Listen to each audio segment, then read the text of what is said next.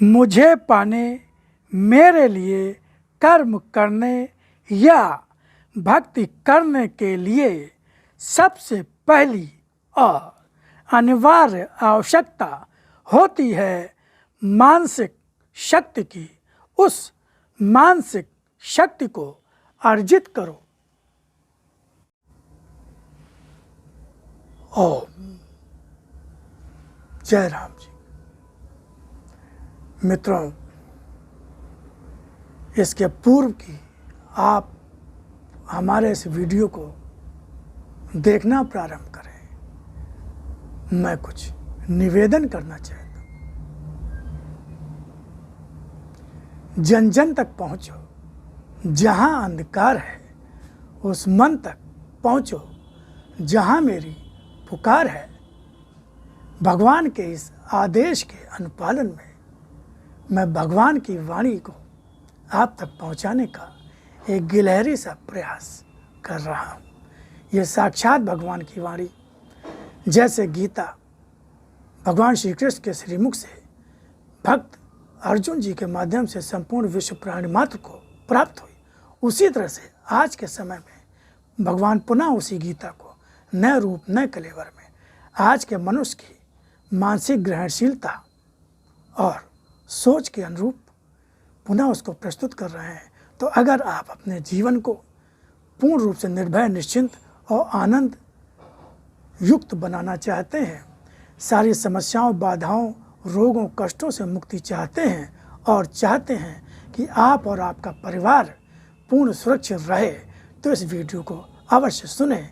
और अगर आप चाहते हैं कि इसकी कोई आवश्यकता नहीं है, तो आप ये समय अपना कहीं और दे सकते हैं। प्रणाम। ओम शिवाय। गुरुर् ब्रह्मा गुरुर्विष्णु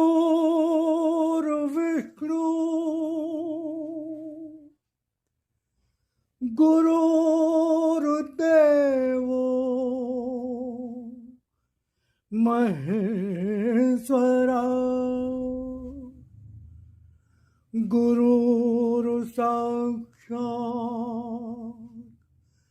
परब्रह्म तस्मै श्री गुरुवे नमः।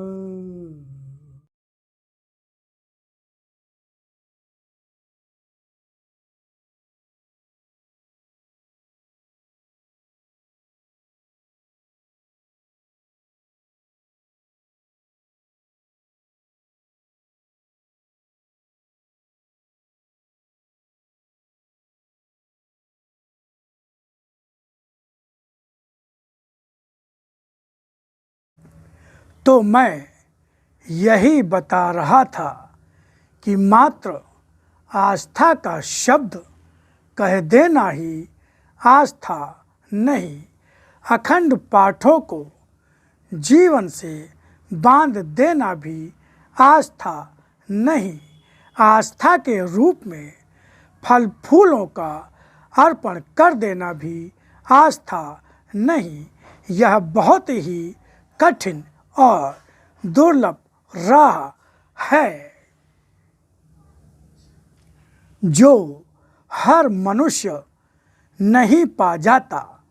कठिन इसलिए कह रहा हूँ कि कोई तो इसे पहचान ही नहीं पाता, कोई इसे पहचानता है किंतु उसकी अपनी राहों को पार करने का साहस नहीं रखता, या फिर उस राह पर अपने किसी स्वार्थ को पाने के लिए बढ़ता हुआ राह पर बढ़ता भी है, और जब राह में ही उसे अपने वे स्वार्थ मिल जाते हैं तो उन्हें ही अपनी झोली में बटोरकर वापस अपनी राह पर चल देता है, अपने उसी संसार के बीच जो उसका अपना है, जहाँ उसका अपना ऐश्वर्य और संपन्नता से भरा जीवन है।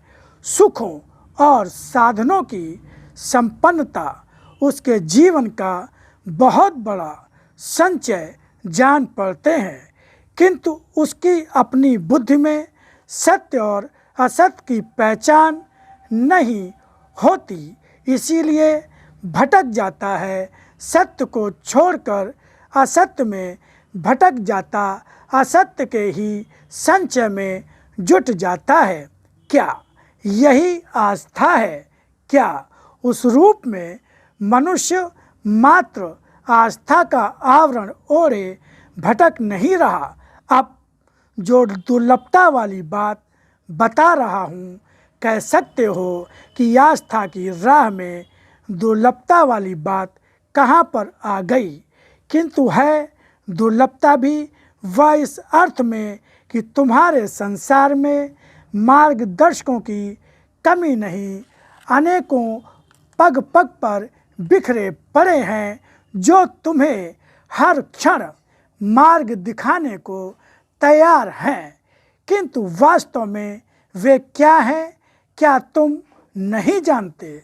उनकी दिखाई राह में किस प्रकार, कहाँ पर क्या छल और स्वार्थ भरा है, भटकाने की दिशा है जो तुम्हें जीवन के ऐसे आधार पर जीना सिखा देती है जहाँ खड़े होकर स्वयं को ठोस आधार पर खड़ा समझकर, सुरक्षित समझकर भी आधारहीन होते जाते हो, असुरक्षित होते जाते हो।